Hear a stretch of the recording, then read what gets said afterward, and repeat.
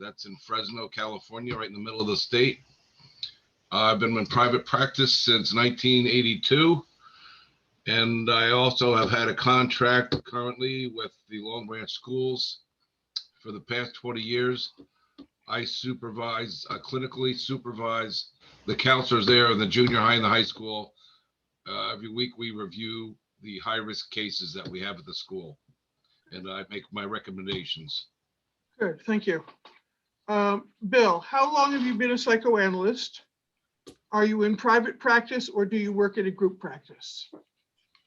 Janet, I have been licensed as a psychoanalyst in the state of New York since 2006. Okay.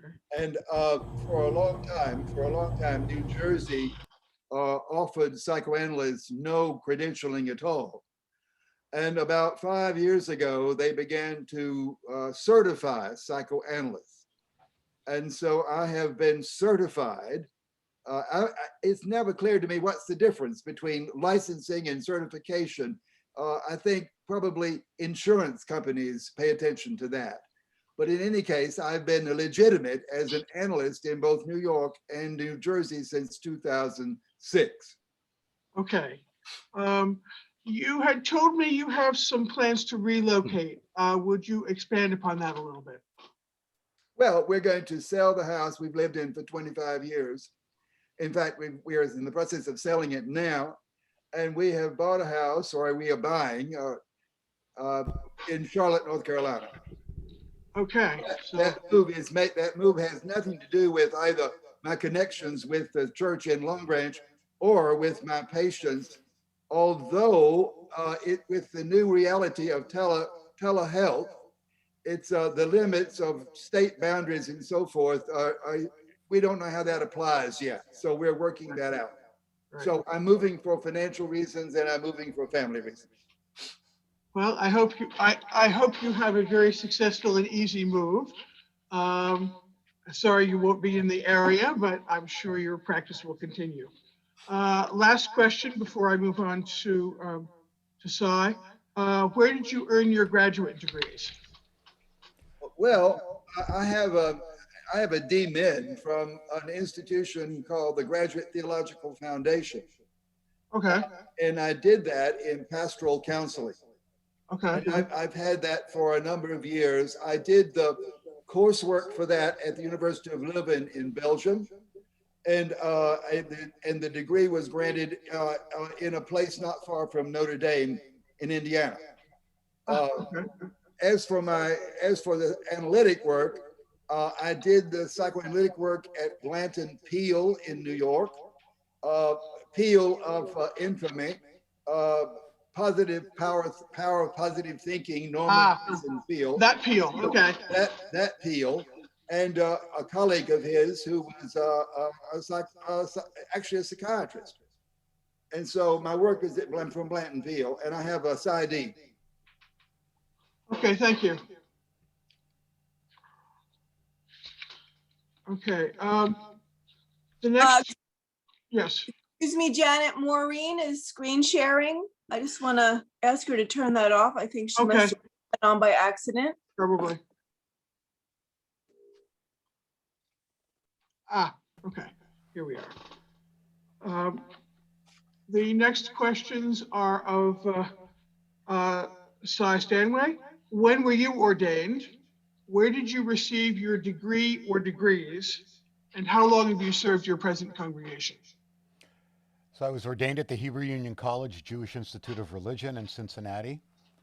I was ordained in 1987, and I have been in Elberon for 25 years. Wow. Right. I served congregations in Mississippi for 3 years, a congregation in Mississippi for 3 years, and a congregation in Las Cruces, New Mexico for 8 years. And then I've been here ever since.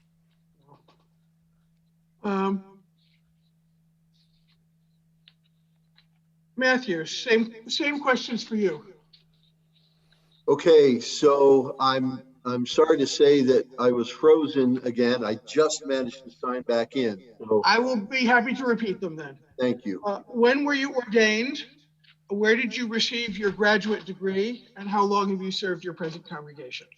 Right. So I was ordained in 2003 at the Lutheran Theological Seminary at Philadelphia, which is now part of United Lutheran Seminary, combined with Gettysburg Seminary. And I have been in West Long Branch for about 10 and a half years. Okay, thank you. Back to Bill. What are the symptoms of depression, and what is the difference between a depressed mood and clinical depression? And related question, besides depression, what other types of problems do you address in therapy? Oh, my goodness. I think for the only beginning answer to that kind of question is, I don't know. But it takes a great deal of courage to admit one doesn't know something. So the fact is, I don't know. Here's what it seems to me. Okay. It seems to me that depression is a phenomena rather like weight. One carries a certain amount of weight. But if one carries too much weight, one is called overweight. And if one is really carrying too much weight, one might be referred to as morbidly overweight. So depression as a phenomena seems very much like that to me, that on the one hand, there are days when, well, it's kind of gloomy outside, and because it's gloomy outside, I'm kind of gloomy inside. And there are other days when it's sunshine, like this morning, and I feel very happy about the sunshine and about seeing you. So my mood is not gloomy or sad or depressed. And so depression, it seems to me, is something that most of us, if not all of us, have some, at least some, shall I say, taste of. So on that continuum, we move from functioning depression, that is to say, I am generally depressed. The technical term for that is dysthymia. I tend to be dysthymic. That is, I say, I approach every day with some depression, whether it's sunshine or cloudy. So now, clinical depression is the what shall I say, on that continuum, a position of extraordinary power within the self. And so I don't feel like getting out of bed. I don't feel like seeing anybody. I don't want to be here. And in the most, I think we can agree that in the most profound understanding of depression is the reality of suicide, that I do not want to live.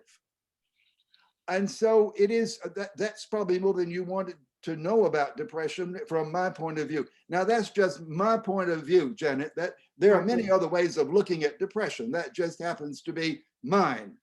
Okay. And when I say mine, I don't mean to say it's a position of extraordinary ignorance nor experience, both personally and with clients. But I think that language is difficult in understanding what's happening to the person. Okay, that's okay. From a psychodynamic, it's spoken from a psychodynamic point of view, not cognitive behavioral therapy point of view. Okay. Besides depression, what other types of problems do you address in therapy? The kinds of problems that prevent us from being fully alive. Okay. Such things as abandonment, and that comes to mind is marital tension. And so I work with couples, I work with individuals. I work with about anxiety, some of the presenting problems are, well, again, it's not easy. Anxiety, depression, et cetera, et cetera. Okay, thank you. Both couples and individuals. Okay, thank you. Brad, do you have anything to add regarding the symptoms of depression?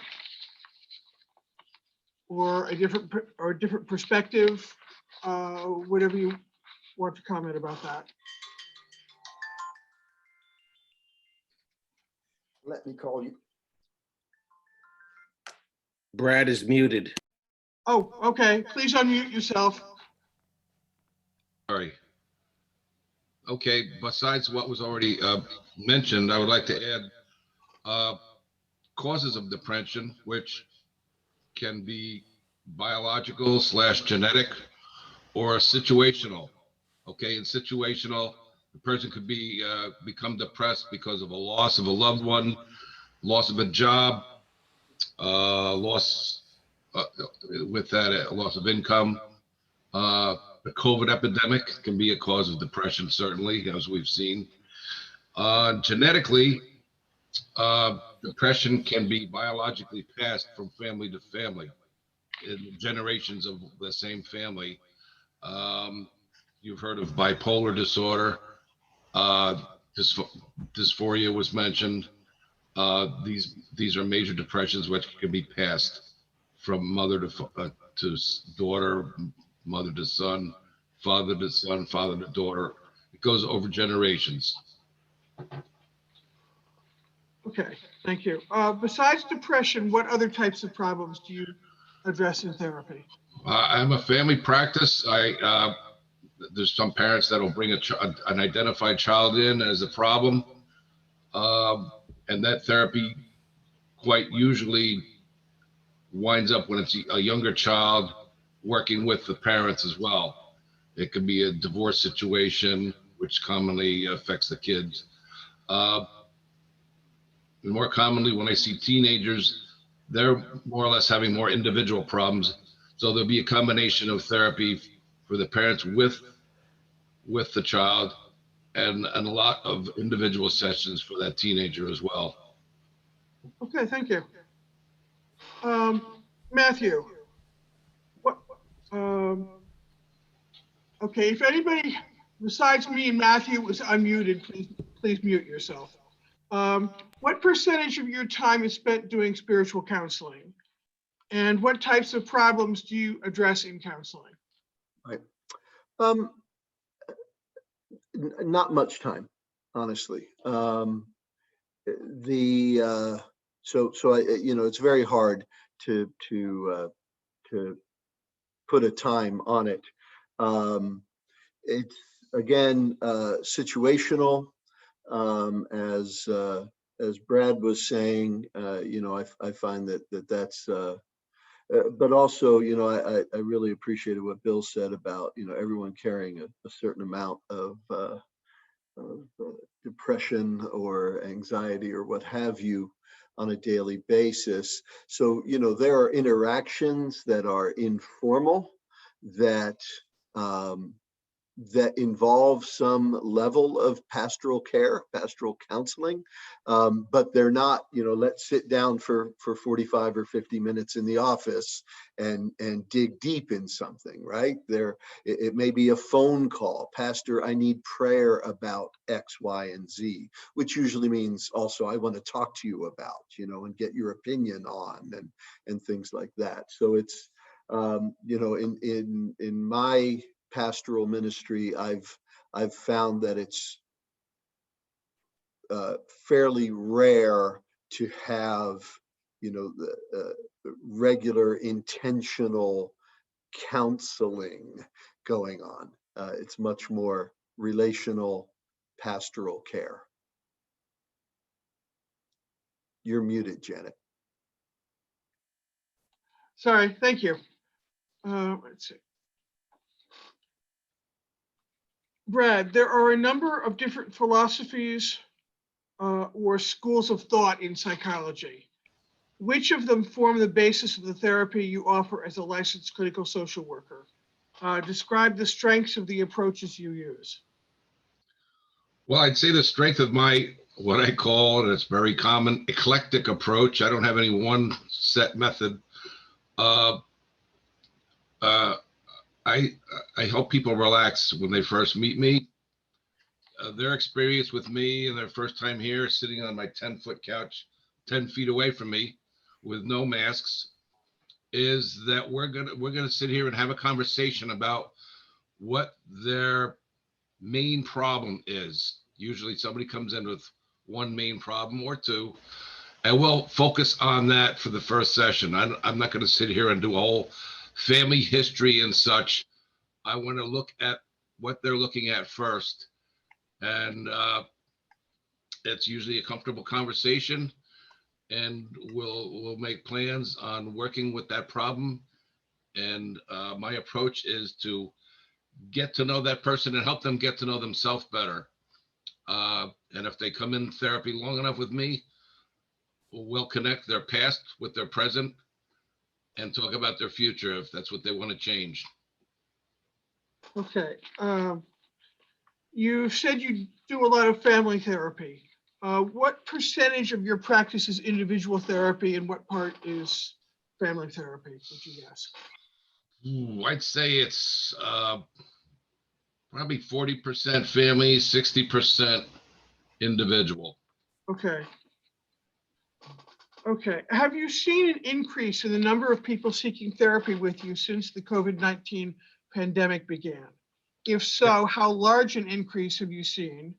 And has increased demand created a waiting list? And if so, how long is the wait? No, there's no waiting list. There has been an increase in cases. I've come across people through the Mental Health Association. I volunteered to do pro bono telephone therapy for people there. So I've gotten to experience a lot of cases, individuals who called up asking to speak with someone. And I did about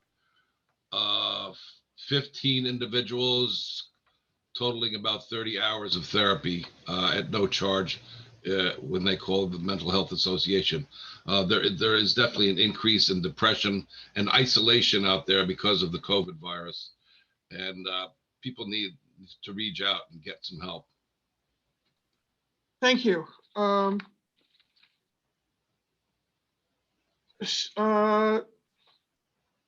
Same first question for Bill about the schools of thought that form the basis of psychoanalysis and the strength of the approach you use. Second question, if both family therapy and individual therapy, what percentage of your practice is individual therapy?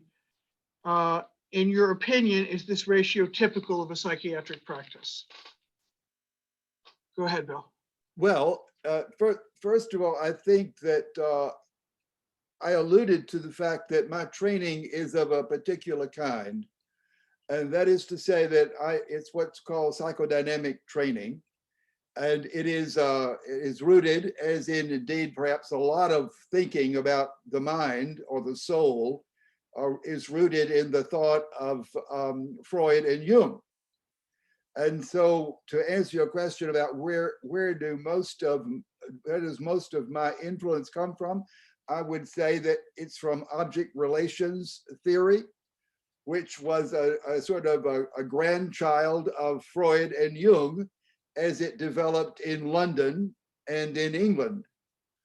And so I think I've been more influenced by object relation thinking than any other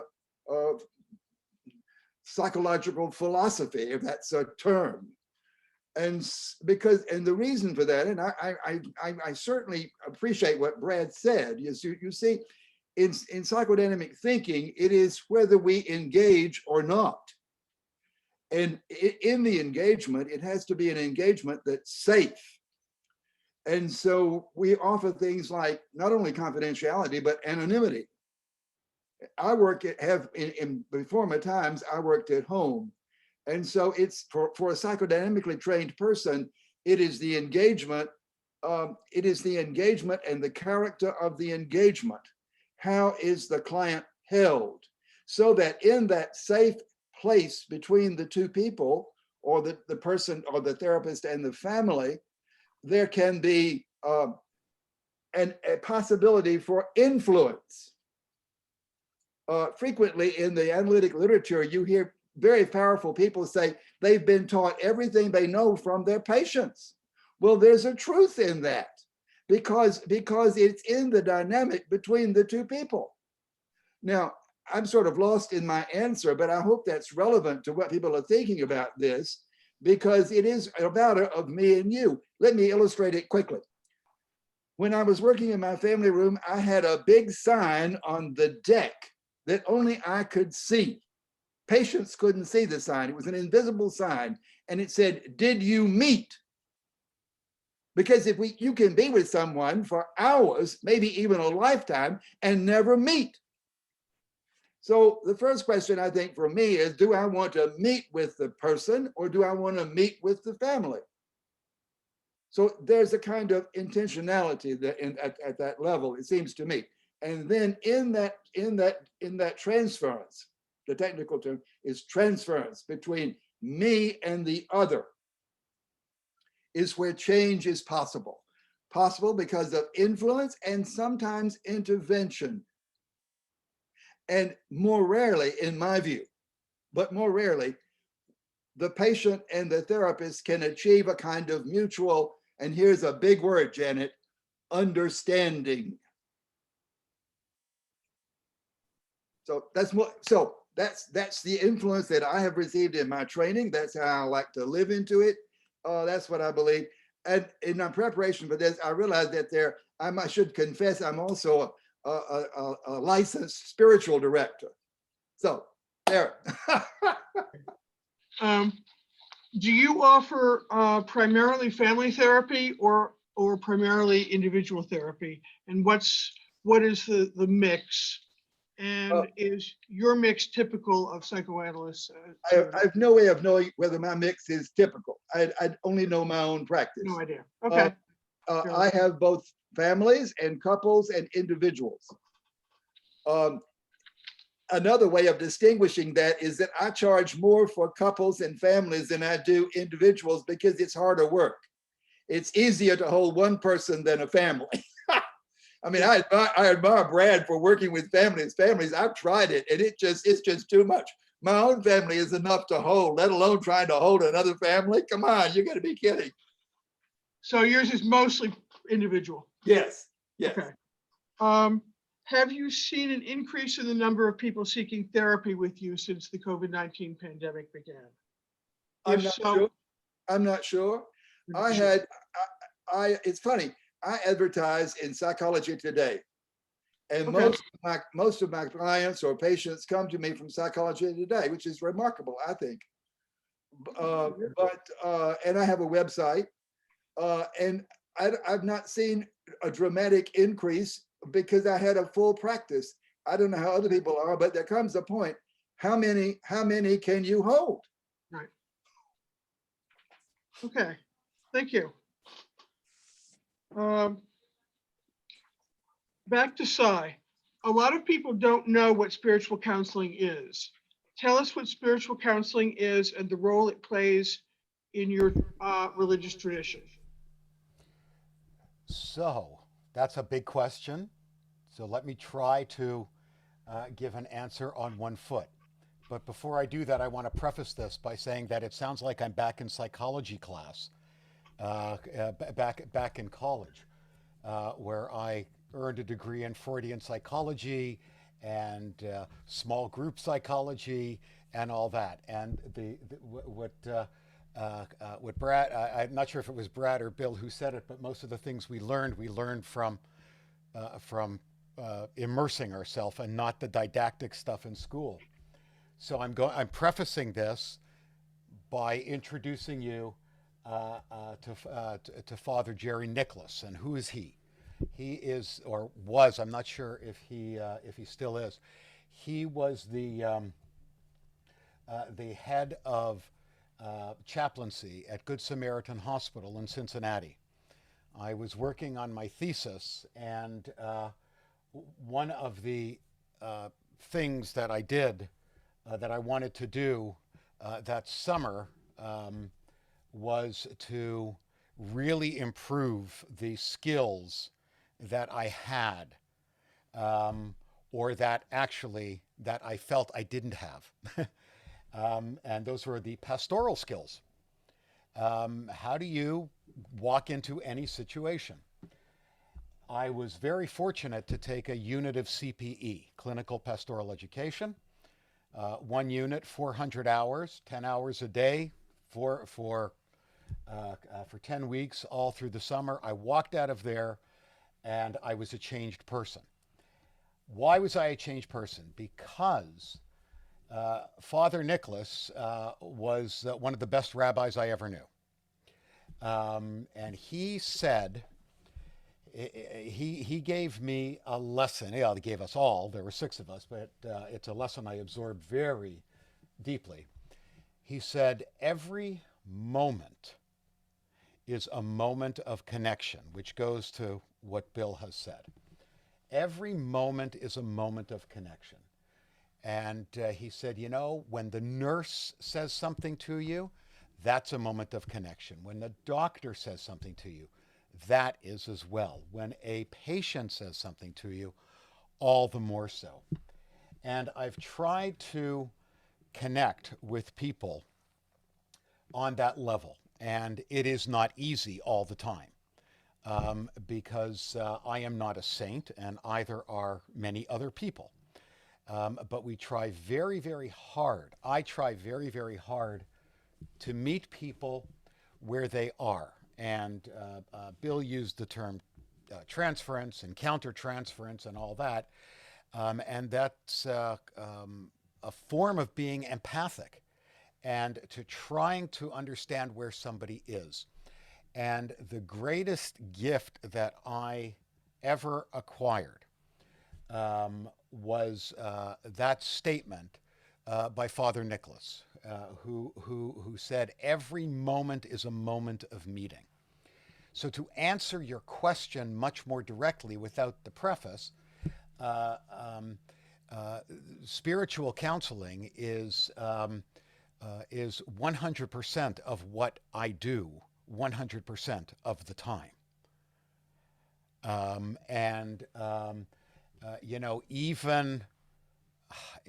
Even in a completely secular setting, there are moments of connection, even with a complete stranger. And I know that people's lives have been changed by one word, by one utterance, by one connection that never would have happened had I not been open to it. So it's a difficult question to ask or to answer, because unlike a 9-to-5 job, the rabbinate, my rabbinate, I'm not going to say the rabbinate, but my rabbinate is being open to every person at every time. And that could happen in the secular world, it can happen in the religious world, and there's always that place for holiness. And that's what I try to achieve. Do I achieve it all the time? Nope. Why not? Well, because I'm human and I'm fallible and I mess up every so often. But my track record is pretty good. I think it's reflected in the fact that, people speak to me a lot. And especially through this pandemic, my cell phone number is on the temple answering machine. I want people to call 24/7, 365. It's not an issue. And they do. And we reach out. And of course, I take advantage of technology and reaching out through technology and so forth. And every moment, whether it's on the phone, whether it's on Zoom, whether it's live and in person, is that moment for spiritual connection. So that's kind of a roundabout way to get to your answer. You're on mute still. Thank you. What tools from the Jewish tradition do you offer to people who come to you for counseling? Wow. And do the tools you use as a rabbi in the Reformed tradition differ significantly from the tools that a conservative or Orthodox rabbi would use? And if so, in what ways? So the tools are the same because we're using the same texts. The texts are not just the tools. The tool is the open heart. That's the tool. And without it, no amount of text is going to magically make somebody feel better.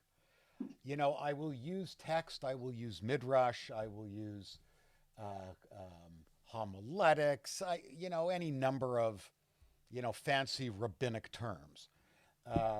I will use those in order to underscore a point or to highlight an idea.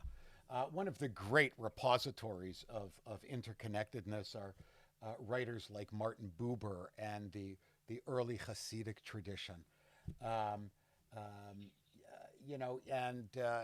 If somebody is more secular or more acquainted with some of the popular secular stuff, even though he's Christian, Paul Tillich, or even psychology, even some of the psychologists. I also like to use the tools of Jewish philosophy, and especially Talmud, places that we find the way to relate to somebody in texts like Pirkei Avot. So it's no different than anybody else that's familiar with the text, whether they're conservative or Orthodox. My big thing is that just because the text offers an idea doesn't mean that that's the be-all and end-all of the idea. But I think in addition to the open door, you have to have the open heart, and only after that does the spiritual aspect come in. So I don't walk into any kind of a situation, trying to assume that there's something wrong, because there's not always something wrong, and some people just want to talk and they just want to schmooze, and that's okay. And there's no deep meaning necessarily there, but sometimes there is, and that takes a lot of skill to be able to listen to what they're really saying. And I just want to say one more thing, because I had totally forgotten about this. Bill talked about the invisible sign outside his practice. When I was in Mississippi, I was a first-year rabbi. I knew Gornished. I knew nothing. I mean, I knew nothing. So I don't know. I had a phone call, and I totally misread what the person wanted. And I thought about that, and I came up with a great solution. Do you remember the Dymo tapes? You would click on the thing and then it would move the tape and then you'd get the next letter. Okay. So I made a Dymo tape about this long, and I said on the Dymo tape, what are they really asking? And I put that on my phone receiver. And every time I picked up my phone for 25 years, I saw that that question, because I have to remind myself from time to time, because sometimes you get really busy, that what they're saying and what they're asking is really not what they're asking. And you just have to be sensitive to that. Thank you. Two more. What results have you seen in the lives of people who come to you for spiritual counseling? Are there problems that are brought to you that are beyond the scope of what you do as a spiritual counselor? Absolutely. If so, what are they? Where do you refer people with those types of problems? So the first thing to recognize is one's own. The first thing I have to recognize are my own limitations. I am not a psychotherapist. And that's okay. And I don't play one on TV. Okay? And I don't pretend to be one. I try to be an empathic human being who happens to be steeped very deeply in the Jewish tradition. So most of the counseling, most of the spiritual counseling is a one-off or maybe a two-off, where somebody just needs to clear the cobwebs. But if there's a much more serious issue, I will refer that person to people who are experts and who know these things and who can help more deeply. And then I invite them to come back and share with me if they wish. One of the interesting spiritual counseling situations, which one would not associate with being a spiritual counseling situation, are people who are converting to Judaism, because it's a hugely long process and it's a very convoluted process. And according to tradition, we have to turn people away 3 times. So that really tests us and it tests them. And in working with a great many people who are in the process of converting, there's a great deal of spiritual counseling going on. And it has happened on many, many occasions that during a lesson or during a conversation, a student would break down in tears for a variety of reasons. And part of the thing is that we have to make sure that of what those tears are. But there are times when somebody has so many tears that I think there's something else going on. And I would counsel them to see a psychologist, and I have a list on my virtual Rolodex.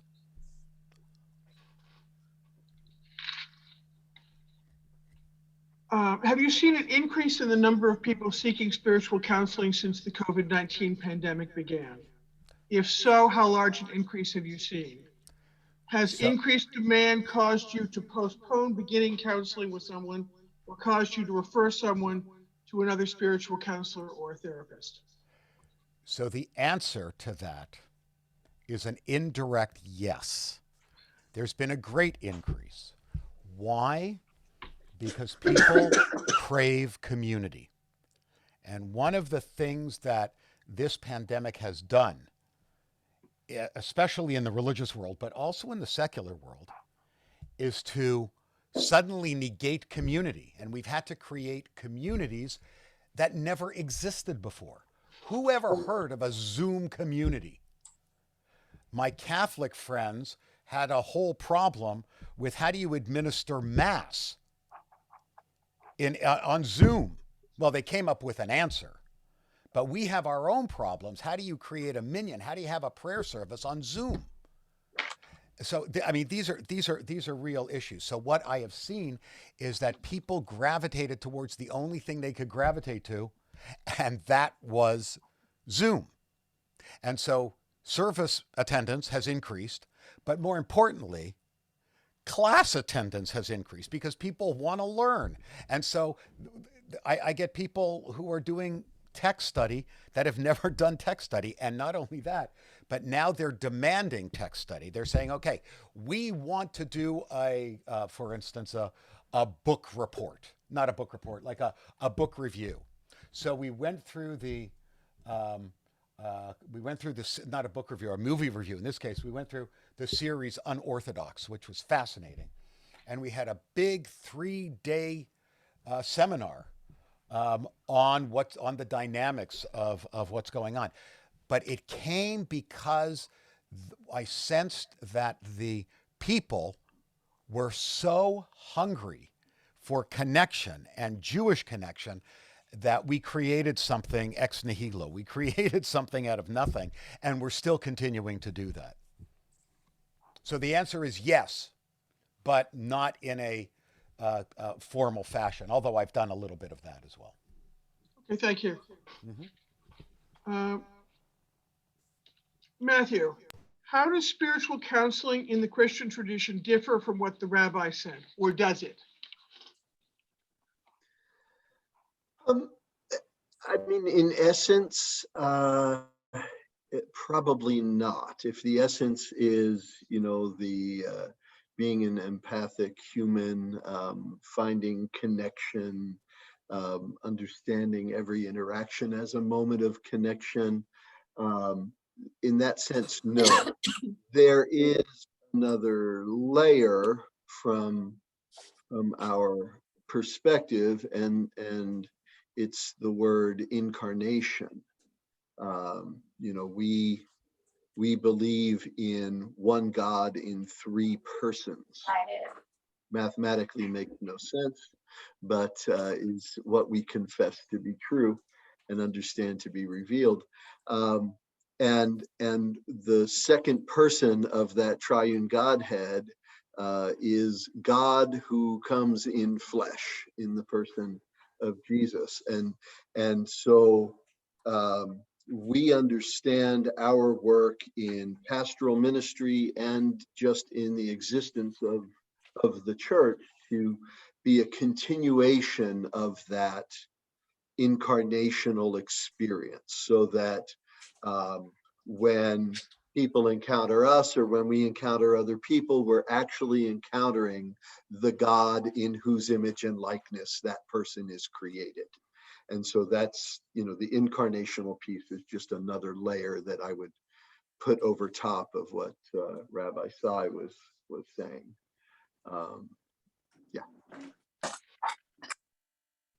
What tools from the Christian tradition do you offer people who come to you for counseling?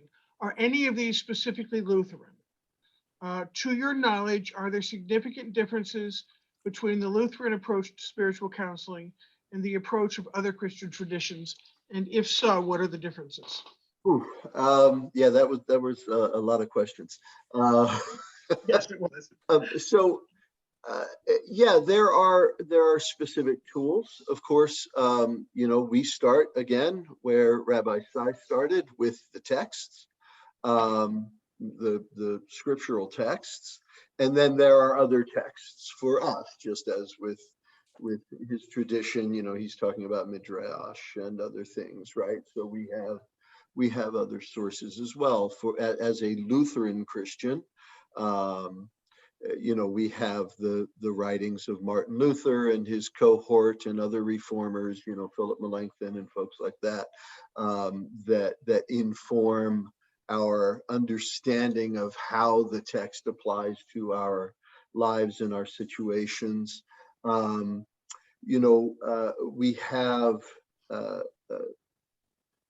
similar to the Roman Catholic tradition, but also quite different in ways.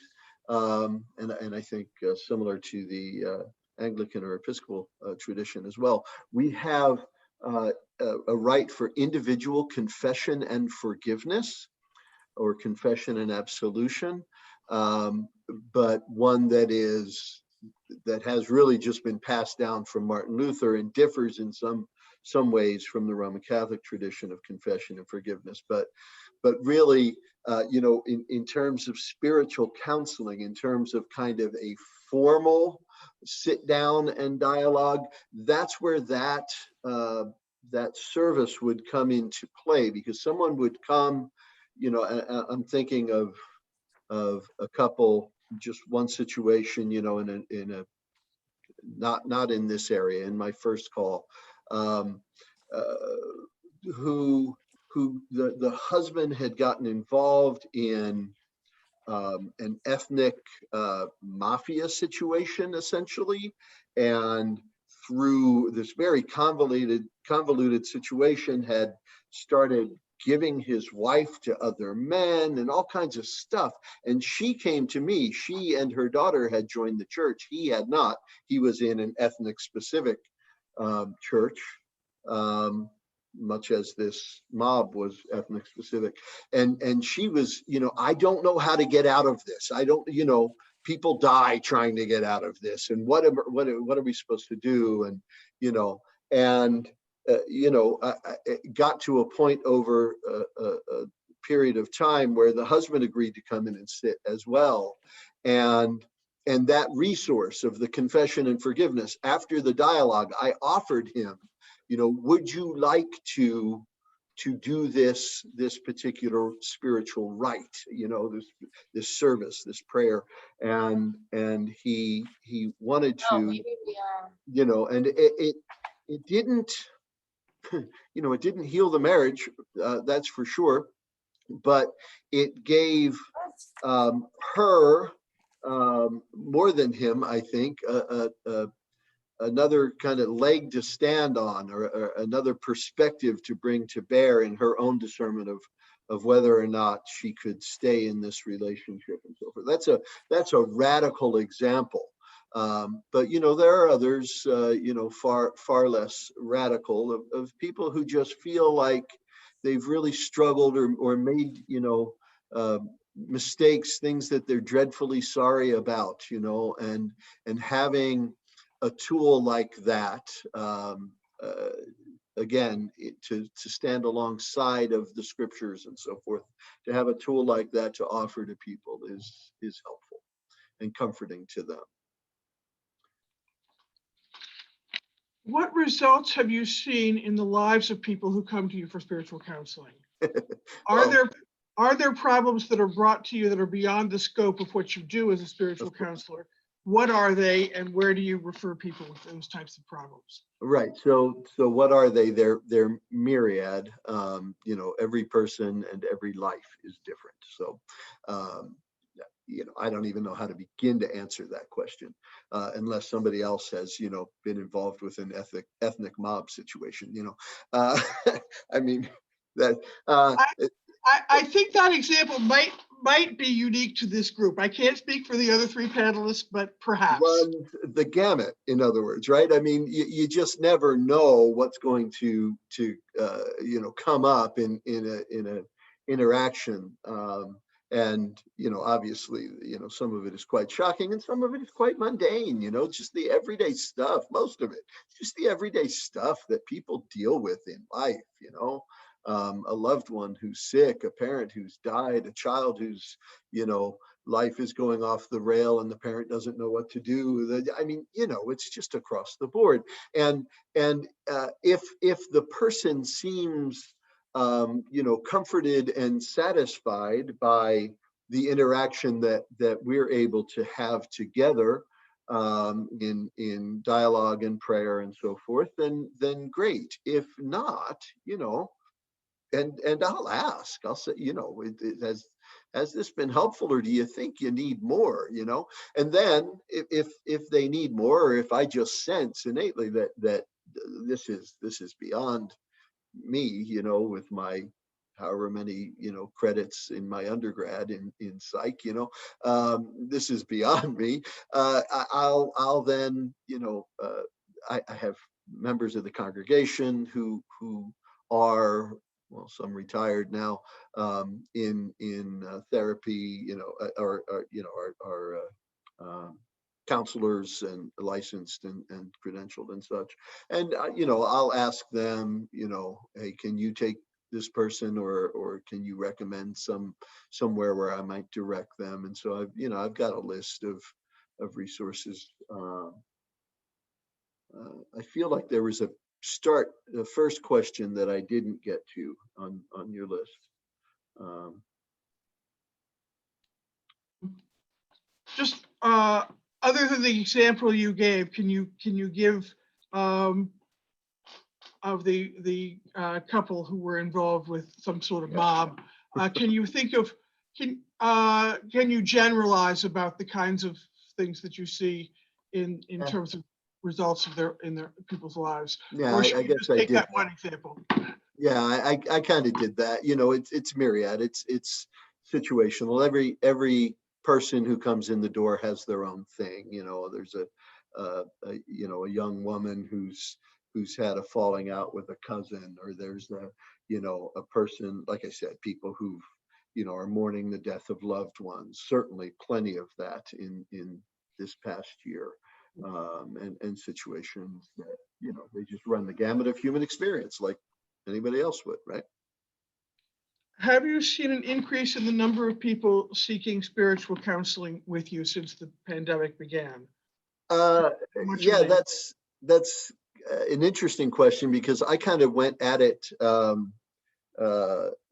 myself, rather than waiting for people to come, when we went into lockdown in March of 2020, just a couple of weeks into it, I grabbed our congregational directory and started calling daily every kind of active member. You know, we've got people on the rolls who we might see once a year or something like that. And I didn't have the time and energy to get to everybody, obviously. But those who were active, regular participants in the ministry, I started calling every week. And even on, not good pastoral care for myself, but even on my day off, I would spend, 3 hours a day on the telephone, just calling people and checking in. And there were people who would answer, every week. There were people who would answer once a month. There were people who would answer, and say, I'm fine, Pastor, call somebody who needs you more. It would be, a 5-second, but there were always, the 20, 30, 45-minute conversations that would come every day, and different people every week. And so I spent hours and hours every week making, hundreds of phone calls just to facilitate that connection. And it's how I learned and stayed on top of who was going through what, and who had lost loved ones to the pandemic, and who themselves had been sick and recovered, or on and on. So there were a lot more opportunities, but I did them. I initiated them more so than waiting for people to call me. Thank you. Okay, it's getting close to an hour, so I'm going to eliminate some of the questions for the benefit of the panelists and anybody who has to be somewhere. The next question is for Bill. Since you were both a priest and a psychoanalyst, tell us how Christian spiritual counseling differs from the therapy provided by a mental health professional. Did you do spiritual counseling before you became a psychoanalyst? And do you do both now? Yes. How's that for an answer? Okay. Yes to all of that. Okay. Yes to everything. The reason for that, Janet, is that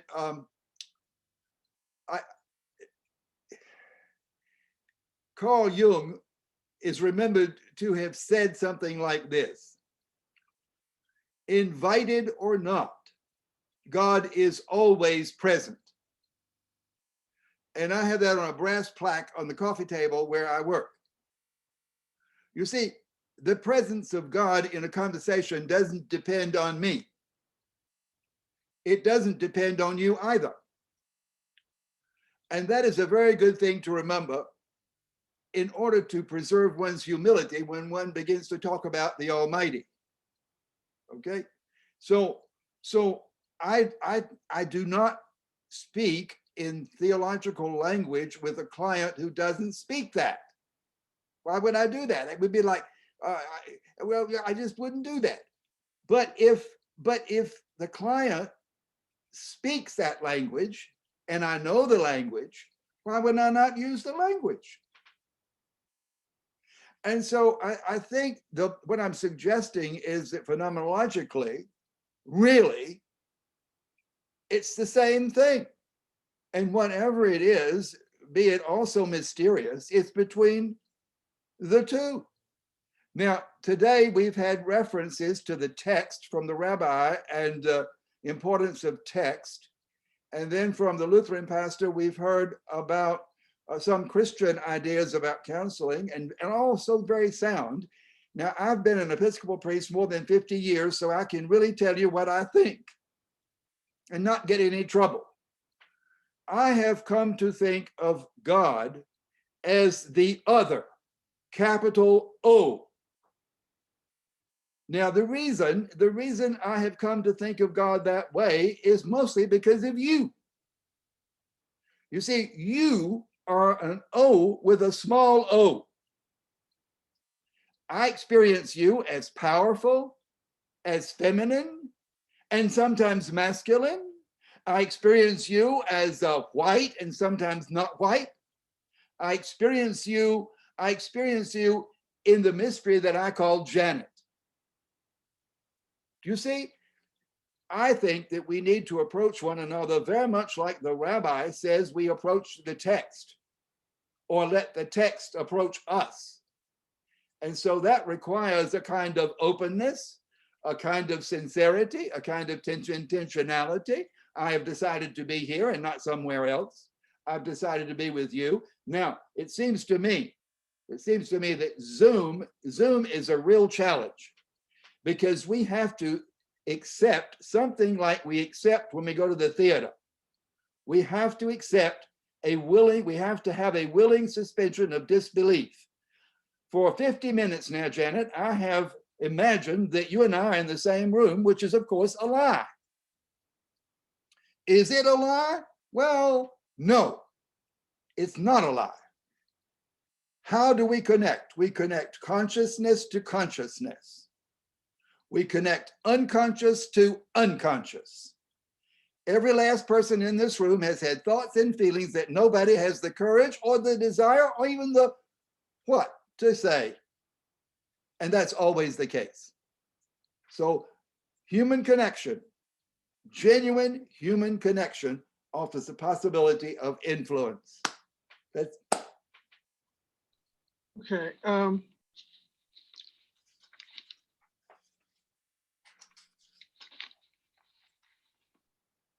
For the benefit of people who have never been in analysis, describe what a patient can expect at the first session with a psychoanalyst. Sorry. again, your questions are so difficult. How can I know what has not happened yet? How can I know? We've never done today before. So every session is different. Of course it's different. Okay. And it's like a child. You've never had this child before. How can you? I kind of meant as to setting and format, rather than like a standard format. Well, I always start by saying nothing. Okay. That's hard to believe since I've said quite a lot today, but normally I don't say anything. If I ask you a question, I'm very likely to ask the wrong question. I don't ask questions. I think questions are invasive and that we should just never ask another person another question. And certainly if you ask the wrong question, you'll damn sure get the wrong answer. Okay. So I don't ask questions. I just wait. Okay. And speaking of working, for example, working with a person who's anxious, you want to provide a safe place. And part of that safety is that I'm not going to invade you with interrogations. Janet, why are you wearing blue today? Are you some kind of nun? So if you ask a question, questions are very. I don't like them. Okay. I'll just wait for you to. If you think I need to know why you're wearing blue, you'll tell me. Okay. Same question to Brad. What does the first session look like from the point of view of the patient? The format. Well, that's interesting. I can use an example of it. If it's a person who's very nervous, I'm not going to sit there and be quiet because I think that's going to make them more nervous. So, I'll go through the usual introductions and slowly get into helping them talk about things. But my experience would be if I didn't talk or say much and help an interview get along, and my interview comes along as a conversation. There's give and take. Okay. And if I just sat there and didn't ask questions and that person's sitting there getting more and more nervous, I'm not sure they're going to come back. I want when people call me about my services, I encourage them to be consumers about looking for a therapist. You know, you have to be able to sit with someone who's a stranger to you when you first meet them. You know, go ahead and have a first session. And if you like how you felt afterward, if you felt comfortable enough to share some things, not everything, of course, yet, but if you felt comfortable in the conversation, then that's something that you should pursue. I don't think you should feel uncomfortable. If you felt that way, you probably don't want to go back. Let me just share something. I didn't realize this was going to go religion all the way, and I'm religious. I have an Orthodox, I had an Orthodox cross that my wife got for me from Greece from her uncle, who's an Orthodox priest there. And after I graduated out in California, I after 1 year of struggling in a state job, which was horrible, I got a job at an outpatient clinic in Tulare, California. And within the first month, now maybe you've heard this phrase before. It's getting the case that I got assigned to me was like if you're a golfer in all your life getting one hole in one. I got a person who had a multiple personality. And I saw this woman, her name was Frances, for about 2 years before we finally picked up and moved back to New Jersey. I learned so much with that case, not having learned much about it in school. You know, she was at the point of having about 3 different personalities. I checked with the psychiatrist there. The best advice I ever got from anybody. He said, look, don't fall into, you know, seeing what else is there. And, you know, she will probably come up with more personalities for you if you keep going that direction.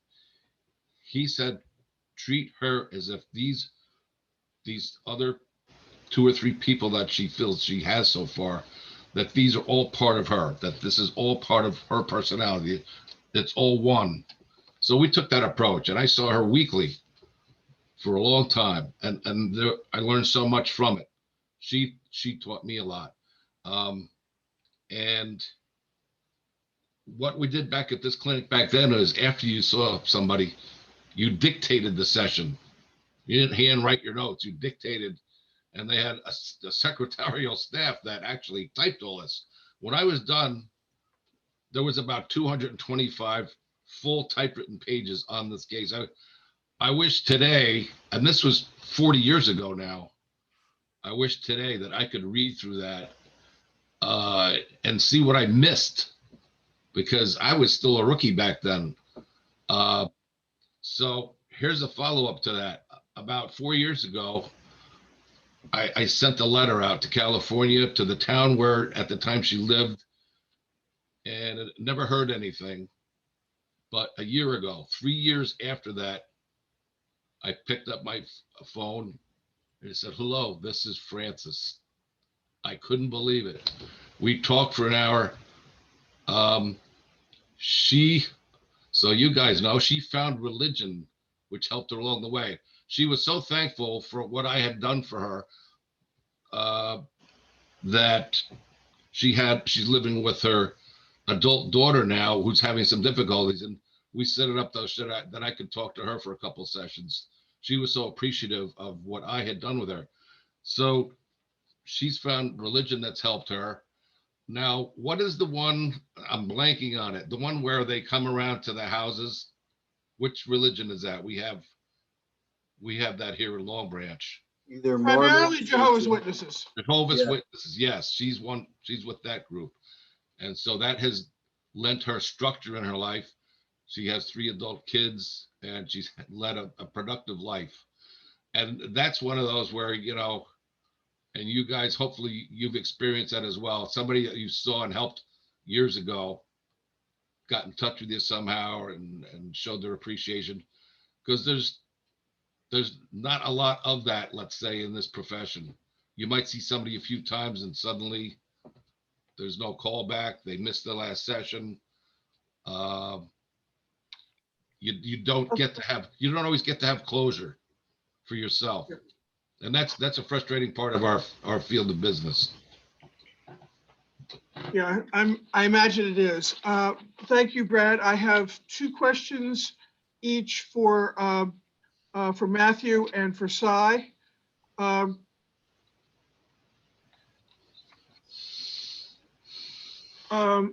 Matthew, for the benefit of Christians who have never been to spiritual counseling, describe what occurs at the first session. And do you counsel people virtually or in person? And the second question is, do you ever provide spiritual counseling for a Christian who is not a member of your congregation? And if so, under what circumstances would you do that?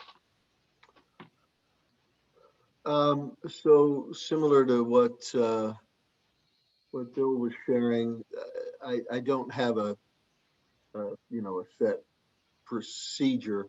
If someone comes asking for a formal sit down, we'll meet in my office. I'll give them offer them a seat. I've got pretty comfortable furniture in my office, and we'll sit and I'll listen and wait for. I'm sorry, there's an ambulance going by. I'll sit and wait for, an opportunity to share something that I hope would be of help or meaning. But I'm mostly there to listen, to, really, really listen. Sai had mentioned earlier, the thing he put on his phone, what are they really asking? I was trained to respond to questions with why do you ask that question? Which is very similar, because the question is usually not the question. Why do you ask that question helps to get at what's really going on. And usually, somebody will present with a question, Pastor, what should I do about my cousin who's, ruining our family dynamic or whatever, well, why do you ask that question? And then that starts a conversation, and in that conversation, hopefully the real meaning will come out. There's no set script or process. It's just being present. It's being compassionate. You break the word compassion down. Passion in its root means to suffer and calm along with. To be compassionate means to be willing to suffer along with someone. So whatever they're bringing, I'm there to walk that road with you, to accompany you. One last thing I'll say, specific to our structure as Evangelical Lutheran Church in America, Lutherans, there are lots of brands of Lutheranism, but in the ELCA, we form into groups of groupings of congregations. Here in New Jersey, it happens to be our whole state, but in what's called synods. And again, the word synod comes from a root word that literally means to walk together. And so, it's about being present, walking with, again, that incarnational idea is the language we would use. So, you are not alone. Thank you. Cy, two combined questions, and then I'm going to ask everybody to just weigh in with one thought. I'm not hearing Janet. I'm unmuted. Can you hear me now? Yeah, we hear you. I'm not hearing you. Turn up your volume, maybe. Oh, there you are. Okay. Cy, for the benefit of Jews who have never been to spiritual counseling, describe what happens at the first session. Do you counsel people virtually or in person? And do you ever provide spiritual counseling for a Jew who is not a member of your congregation? Under what circumstances would you do that? So, what Bill and Matt and Brad said, the same is true. What I'll say, if somebody wants to get together with me, I'll say, sure. How do you want to do it? You want to do it remotely? Would you like to get together? Can I go buy you coffee somewhere? Can we do that? Whatever your, I like the idea that Matt mentioned an hour ago of a safe area. So I just want to find out what their area is that's safe. So Bill, unfortunately, that entails a question, but sometimes I'm with Brad. You actually do have to ask questions sometimes, and Jews are experts at asking questions, not giving answers, but asking a lot of questions, which is interesting, and it's actually part of the culture.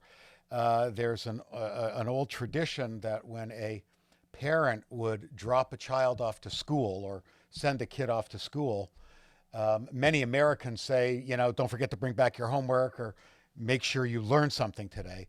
That's not the customary thing Jews say to their children. The customary thing is when they leave their children, they say, ask good questions. So it's a kind of a whole different way of looking at things. So if somebody's coming to me, I'm going to ask a good question. So I'll meet them anytime, anywhere.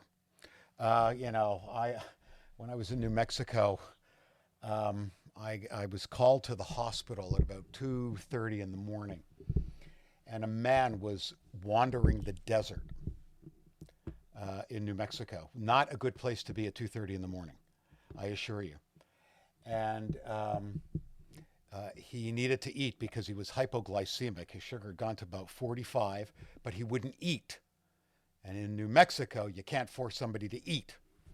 So he wanted to speak to a rabbi. Why? Because he was having religious delusions. He wasn't Jewish, but he was having religious delusions, and he was quoting the book of Daniel. Okay, whatever. Anybody who quotes the book of Daniel is having religious delusions at 2:30 in the morning, I assure you. So I go to the hospital, and there's this guy, and I am trying to convince him to eat something. How do I do that? Well, I have to meet him on his level. I mean, that's chaplaincy 101. Right? I met him on his level. So I brought my little New Testament with me, and I'm telling him Jesus fed the multitudes, and he did this with the wine and the bread and the fishes, and everybody ate, and look at the Last Supper. And it didn't work. Well, because he was having a psychotic episode, which, by the way, is exactly what happened to Paul. It might have happened to Paul on the way to Damascus, but it certainly happened to Saul. As he's coming down, and then he gets fed this honey, and all of a sudden he's better. So I knew exactly what was, it's true. I knew exactly what was going on. So do I consider that a counseling session? You betcha I do. By the way, I called the next morning, how's he doing? And he had passed out. So once he passed out, the state of New Jersey can give him some glucose, and, he's fine. His wife called me a couple days later. And this is what happens in the desert. By the way, people move to New Jersey. Interesting slip. They moved to New Mexico to have these spiritual experiences, because there's nothing better than having a spiritual experience wandering around the desert at 2:00 in the morning and getting utterly disoriented and trying to avoid the tarantulas and the scorpions. But the answer to your question is I will meet anybody, anywhere, at any time, if I can. Okay? No, they obviously don't have to be members of the congregation. And just to get back to the first question, if somebody wants to see me and they're in a hospital bed, that's fine. If they want to see me at their home, that's fine too. I do have one absolute requirement. And that is when if somebody wants to meet me in my office and they are a woman, my door will remain open. Yes. At all times. Yes. I also have like a blind. So I'm, I have to have one leg, one foot in the real world, and one foot in the spiritual world. Not that the spiritual world's not a real world, but we have to be practical and we have to be careful, just like every psychologist has to do the same thing. And we have to be careful. So, I'll meet anyone, anytime, anywhere. And since this is being recorded and Brad and Matt and Bill, are now advertising their services, please feel free to go to Brad, Matt, or Bill. But I'm always available, and who knows who's going to see this and say, you know what, I really like what Matt said. I want to go talk to Matt, or I really like what Cy said. So I think we're all open. I think any good chaplain, and that's what we do. And I'm the head chaplain of the Long Branch Police Department too. And then COVID hit, and so much for that. But any good chaplain is present regardless of who is in front of him or her. And that's why right now, and I can say it honestly, that, because of, 35 years of rabbinic experience and making a lot of mistakes and having 3 children and a wife, I can walk into just about any pastoral situation and not freak out. Because we have to remember, no matter who we are, we have to walk in not with our agenda, but with what their needs are. Because as soon as we walk in with our agenda, it's failed. I was in the hospital once. I had a septic infection. That was a lot of fun. And the chaplain was with his chaplain buddy, and he's standing outside my hospital room door, and he said, "He's Jewish. Let's not waste our time." Oh. I thought that was interesting. And then a friend of mine came, who was a pastor, nice guy, wonderful guy, and we're talking, and then he does what pastors do. He says, "I want to offer a prayer." I said, "Okay, you want it, not me. I didn't ask for it." And he said, "I'm going to do it in the name of Jesus, so you can just delete that." So he's davening over me. I'm looking at the mountains. I mean, I wasn't present, and he sure wasn't present. And so it was that visit in the hospital that really underscored for me the importance of being quiet and giving space to the person who is the patient or the counselee, and not to walk in with who we are. And that's what I strive to do every time I'm with somebody. And so it's kind of a roundabout way of answering your question, but it's sincere. So I hope I answered your question. You're on mute. Yes, thank you.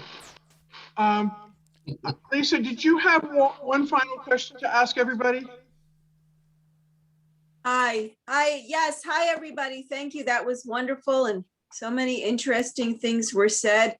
I guess to bring it all around and get back to depression specifically, could you give us 1 or 2 sentences, if you feel you haven't addressed it already, any of the panelists,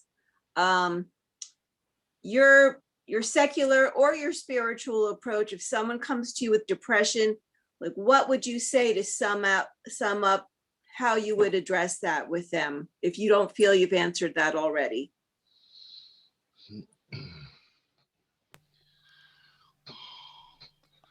I would want to go over with the patient what their idea is of why they're depressed. First of all, do they admit that they're depressed? Second of all, what would be some of the reasons? That would help me determine the level of the depression and what the source is. Like I said earlier, there can be a genetic / biological depression, or even a medical condition that can cause depression. as opposed to most people are going to come up with a situation or two that is leading them to feel depressed. So I would want to try to pinpoint that with the person, and then by the end of our talk, give them an idea of how we're going to treat that situation, where we're going to go with it. Yeah, I want to I have address it by, oh, I'm sorry. Oh, Go ahead, no, Bill. we didn't meet earlier, Lisa, but I'm Bill Noble, and you've been present, and thank you very much. I'm not sure that I'm responding to your question, but there's something I want to say about depression, and maybe it may relate to what you're asking, okay? I have a friend who's a psychotherapist and on the faculty at Monmouth University, and she objects to the word disorder. Depression is a psychological disorder. She says over and over that depression is a kind of ordering of the mind. And I think she's right. I think she's absolutely right.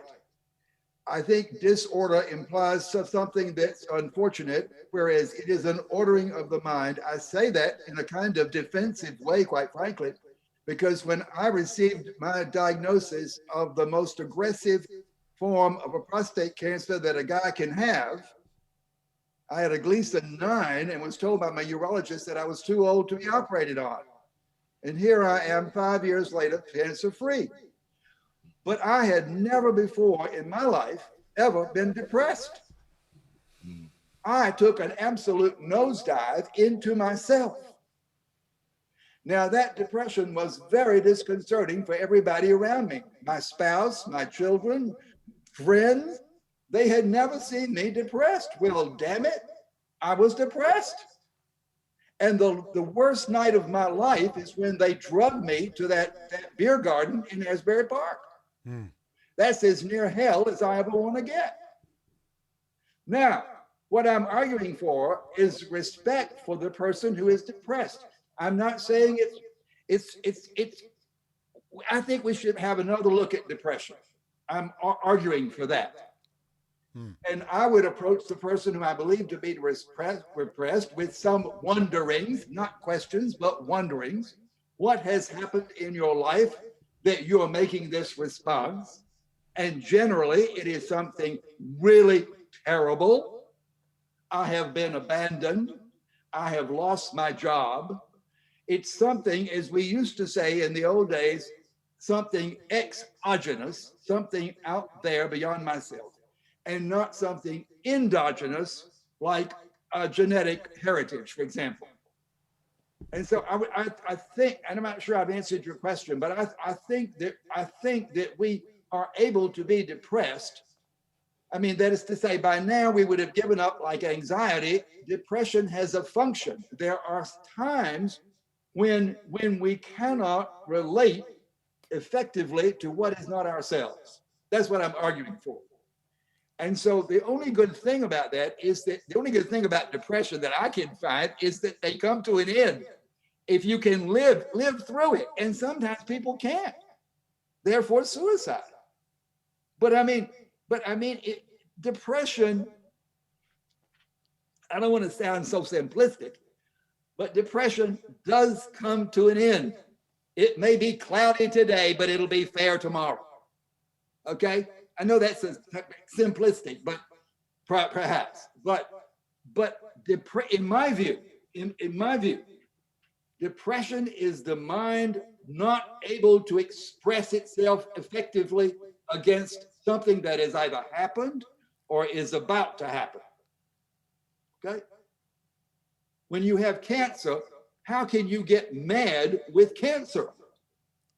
Well, that's a real job, okay? Anyway. Okay, we've got about 2 minutes before Zoom shuts off. So Cy and Matt, would you answer this question, the last question succinctly?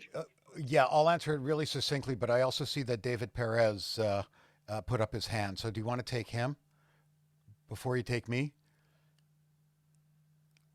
Oh, you're on mute. I'm not seeing his hand. Wait a minute. Let me see. Oh, it was up, right, David? Both of them are up now. Both of them are up now. Go, David. Let me find. Thank you. Go Thank ahead. you all. It's been great to listen to this. My name is David Perez. I am a library social worker here at the Long Branch Public Library. I got my graduate degree from Monmouth University. Library social work is a social innovation, and you will all be so happy to know that the Long Branch Public Library was the first public library in the state of New Jersey to actually hire a social worker. Really? So I have been blessed with everything that you have all said, a lot of information. I just wanted to ask a specific question. Do you have any advice for me as the library social worker here? Do you have any advice for me as far as how to engage now that we're reopened? Actually, today is the first day that we're back in the office after a long time. Any advice on how to engage or strategize on how to engage with clients in this community of Long Branch in light of the trauma of COVID-19 and the pandemic? So Tips. I have an idea. Okay. I have an idea, which actually is going to try to answer Janet's or Lisa's question. Okay. After a death, in the Jewish tradition, we have Shiva. And Shiva, we come together and something incredible happens. Yes, there are people who are crying, but you know what? More importantly, there are people who are laughing.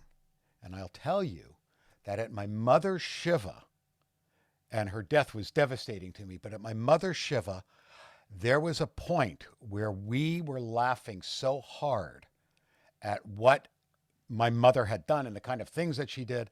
It was one of the great moments of my life. It was an absolutely important and vital part of Shiva. Why am I saying this? Because I'm going to echo Bill. I'm not talking about biological depression or chemical depression. I'm talking about situational depression. And I know that this is going to end. And the fact is that we're emerging out of this pandemic as a community and as a faith community and as a secular community in Long Branch. And we all have incredible experiences that we can draw upon. And you know what, David, with a kind of a big, it's kind of a big leap. What you need is a good Shiva. You need a good place to sit around and share stories. And you know what? We can look back at this and we can laugh. And there is nothing wrong with laughing at all of the tsuris that we've been through this year. And knowing that everybody has gone through exactly the same thing. And if we take ourselves so seriously, and everything that happened in this past year was an absolute tragedy and terrible and horrible, we're missing out all of the gifts that have been given to us, and we're not even aware of them yet. So that would be my answer. And it's a kind of a crazy answer, but you need a good Shiva. Yeah, I mean, I couldn't agree more. And, you know, Lisa asked for things we hadn't said, but sorry, I'm going to repeat myself one more time. It's just about being present, you know, walking with, having compassion for, listening, being present. Yeah. Now, you know what? The question of this would be, I have an idea about it, but you know, in terms of bringing this to the library, do you go Zoom when you invite people, or do you actually get over what's happening and show up in a big conference room and have a Shiva there? That's a big issue to think about right there. I would encourage everybody, you got your shots, show up and come join the Shiva. Right. We're going to talk about the COVID virus and your experiences with it. But just keep in mind that at Shiva, you have to serve alcohol. So Okay, well, That might be Yeah. a problem with you the have library. to have schnapps. You have to have a l'chaim when you come in. and I'm serious. I'm very serious. No, you're But yeah, we're all basically saying the same thing. And how the dynamics of it work, David, I don't know. What do you do it with Zoom? You do it, do you do it live? Do you do it outside in the backyard? You know what? That's not my department. Okay, on that note, thank you very much to all the panelists. You've been very informative. Thank you to everybody who attended, and I hope you found it valuable. It was great. No, thank you for inviting me. Thank you, Janet. Thank you very much. It was nice meeting all you fellas. You too. Thank See you soon. Thank you. Take care, guys. Next time, let's get some female counselors and clergy on as well. And have Absolutely. some wine too. Yeah. Peace. See you later, everybody. Peace out, everybody. Thank you all. Bye.